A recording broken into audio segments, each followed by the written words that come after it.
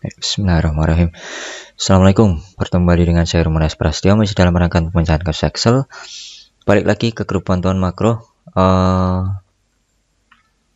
grup diskusi Excel ya. Buat teman-teman yang gabung di grup bantuan makro ini, silahkan gabung saja di www.facebook.com/group/heru.monas. Tekan enter saja, nanti akan dibawa ke halaman grup Facebook ini, yaitu grup bantuan makro, VB Excel, Power Pivot, Power Query, dan lain sebagainya ya.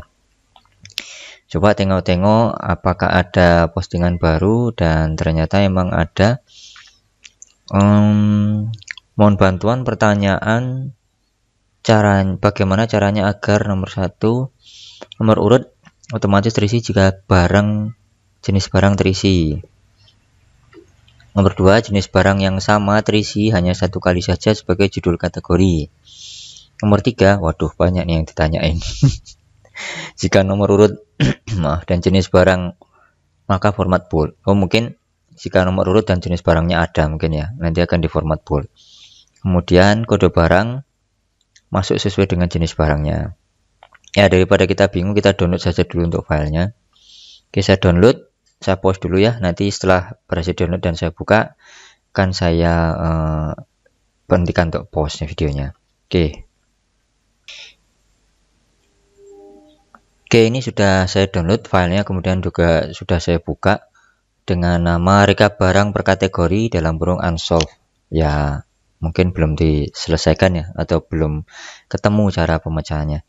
Jadi yang diberikan ke saya kurang lebih seperti ini, hanya ada satu sheet, kemudian data semua barang seperti ini, di mana ada tabel dengan nomor, kode barang, nama barang, jenis barang, dengan beberapa data yang ada di dalamnya.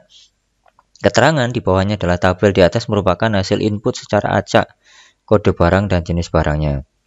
Intinya mungkin ini adalah tabel inputnya, hasil rekap otomatis. Mungkin ini yang dimaksud, ini adalah hasil akhirnya mungkin ya. Dengan nomornya pada tiap jenis barang seperti tadi disampaikan ya. Mana tadi? Ini jika nomor urut dan jenis barang maka bold. Mungkin maksudnya jika nomor urut dan jenis barangnya ini ada, dia di bold. Kita coba urut dari sini bagaimana cara agar nomor urut otomatis terisi jika jenis barang terisi. Yaitu nanti gampang dengan formula. Bisa. Kemudian nomor 2 adalah jenis barang yang sama terisi hanya satu kali saja sebagai judul kategori. Ini perlu trik kalau ini. Di sini kosong. Juga baris yang sebaris dengan judul jenis barang juga kosong. Kemudian jenis barang yang sama hanya terisi satu kali saja sebagai judul kategori. Ini yang dimaksud ya. Kemudian geser lagi. Jika nomor urut bold tadi, ini tadi bold nanti ya. Gampang itu, jika kode barang masuk sesuai dengan jenis barangnya. Kode barang di sini masuk sesuai dengan jenis barang yang ada di sini. Mungkin soal nomor 1 bisa pakai formula teman-teman ya. Tetapi untuk ini bisa pakai formula juga. Tapi sedikit agak susah untuk membuat logiknya atau rumit ya, karena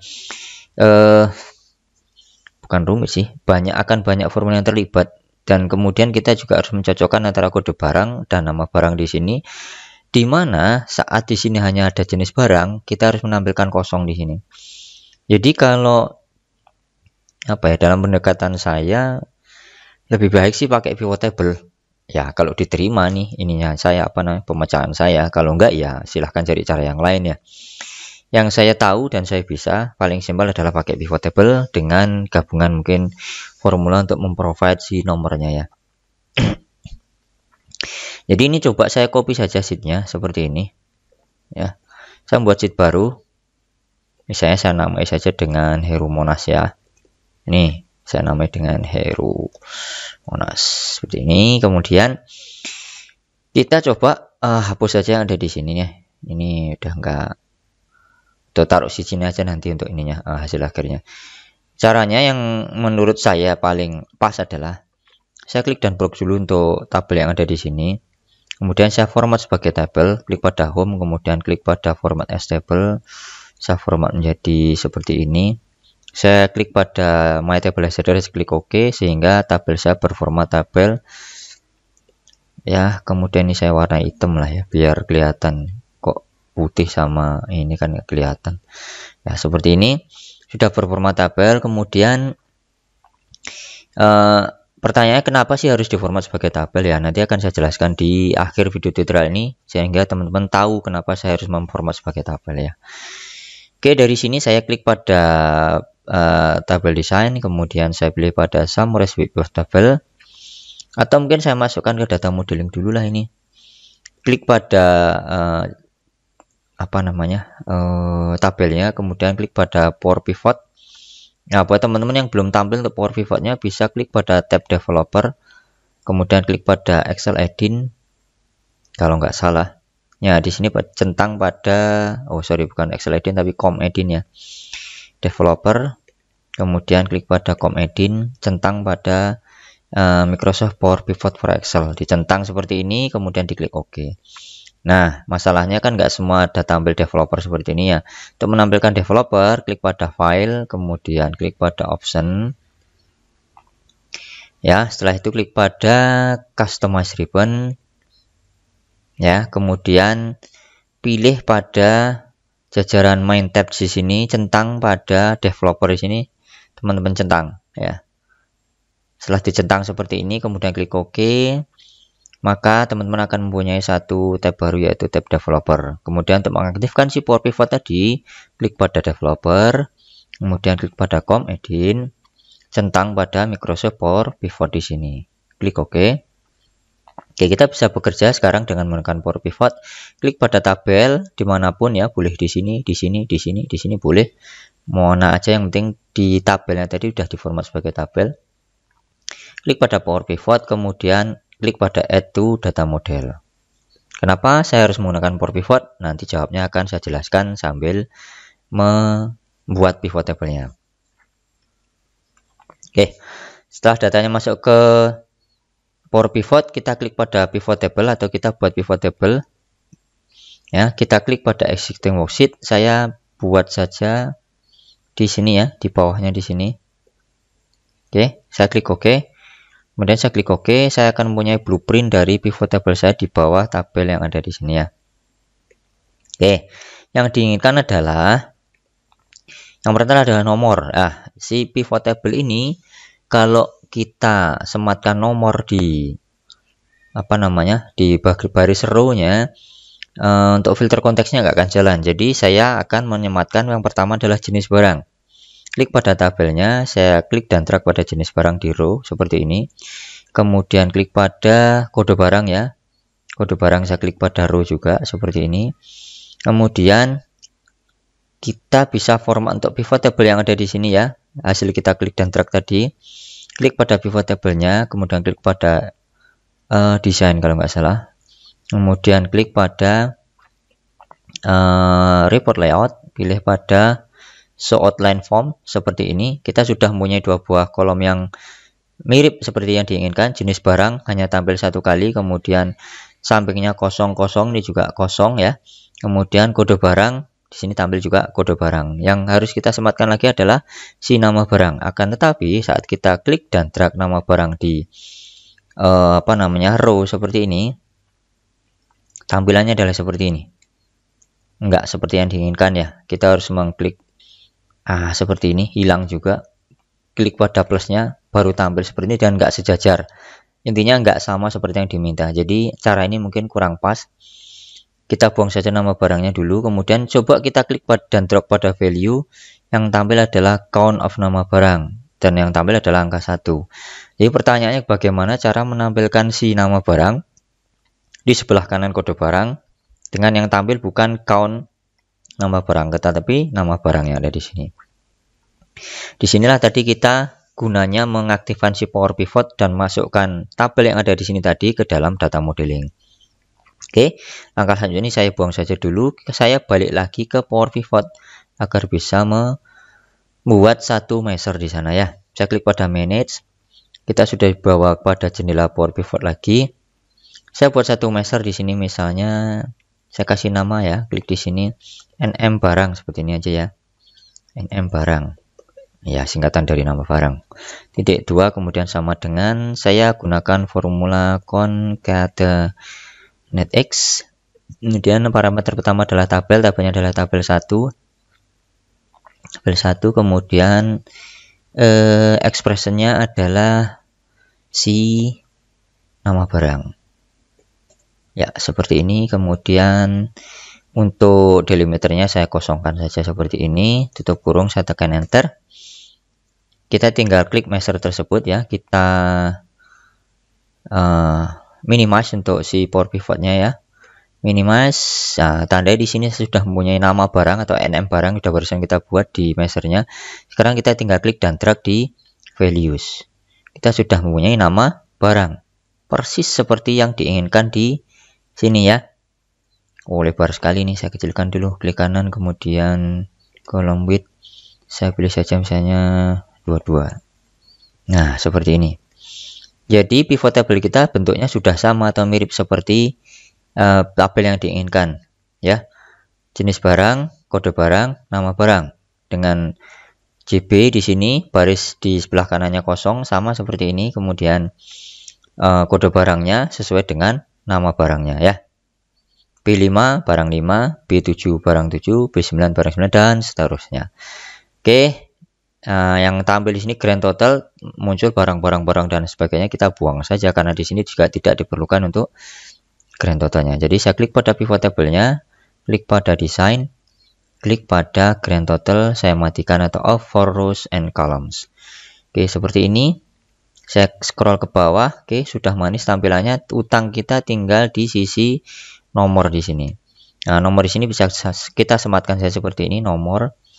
Kita format saja seperti ini, klik pada jenis barang, kemudian klik pada home.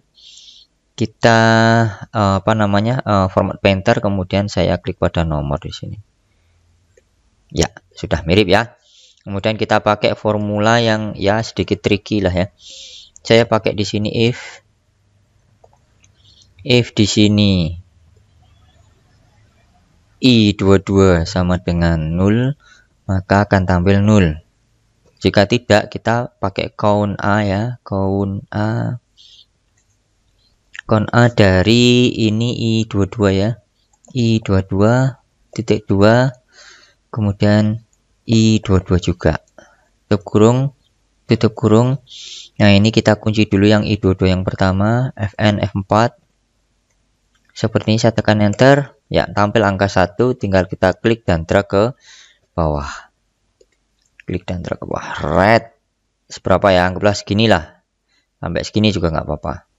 Oke, kita coba lihat ke atas. Angkanya sudah urut sama seperti yang diinginkan ya. JB1, JB2, JB3, JB4 dan seterusnya. Nah, kita sekarang tinggal menjawab pertanyaan di awal tadi. Kenapa sih harus diformat sebagai tabel untuk tabel input tadi di sini? Kita geser dulu yang disini, hapus saja ini ya. Hapus. Kita coba tambahkan data di sini misalnya ya. 11 di sini jadi B11, misalnya barang 11, kemudian JB mau dipakai berapa nih? JB 11 juga ya. Oke, seperti ini. Atau dimasukkan ke JB yang kecil, JB2 ya, JB2 seperti ini. Jadi awalnya JB2 ada 2 yaitu B4 dan B10. Kita lihat di sini JB2 juga ada B4 dan B10. Saat kita tambahkan data di sini, kita tidak perlu lagi mengulangi step yang kita sudah buat di pivot table tadi. Yang kita perlu kerjakan cukup klik pada tab data, kemudian klik pada tombol refresh di sini. Tandai di sini masih B4 dan B10 ya. Belum ada B11. Saat saya tekan refresh nanti karena penggolongannya ada di JB2, maka B11 akan masuk di sini nanti ya. Dan barang 11 juga akan tampil. Tandai di sini ya. Saya tekan atau klik pada refresh all. Saya close dulu ya ini ya. Nah, barang 11 sudah masuk di JB2. Jadi dengan manfaatkan table style tadi atau di format sebagai tabel tadi, saat kita menambahkan data di bawahnya, dan klik pada tombol refresh di sini, data refresh, maka si pivot table akan langsung mengupdate. Sekarang kita coba untuk yang JB-nya kita tambahkan. Ini tadi kan nomornya baru nomor 4 ya, sesuai dengan yang inputan yang ada. Kita coba tambahkan lagi inputan baru. Misalnya 12. Kita kasih B12 barang 12 ya. Barang 12. JB-nya saya tambahkan JB5 misalnya. Apakah nanti mau muncul di sini JB5 dengan barang 12 serta nomor 5 di sini? Kita coba ya, klik data kemudian refresh. Muncul JB5 dan barang 12. Jadi sudah langsung otomatis laporannya ya. Oke ya, gampang ya dengan menggunakan pivot table. 4 pertanyaan disampaikan, dijawab langsung tuntas dengan si pivot table dan sedikit tweaking atau ya akal-akalan di formula. Sekian teman-teman, mudah-mudahan bisa memberikan inspirasi buat teman-teman yang kesulitan membuat rekap barang dengan memanfaatkan pivot table. Dalam point of view saya adalah lebih gampang atau jauh-jauh lebih gampang. Ya, demikian tutorial kali ini, mudah-mudahan bisa dipahami teman-teman ya. Tetap semangat untuk belajar Excel, tetap gabung di channel YouTube saya.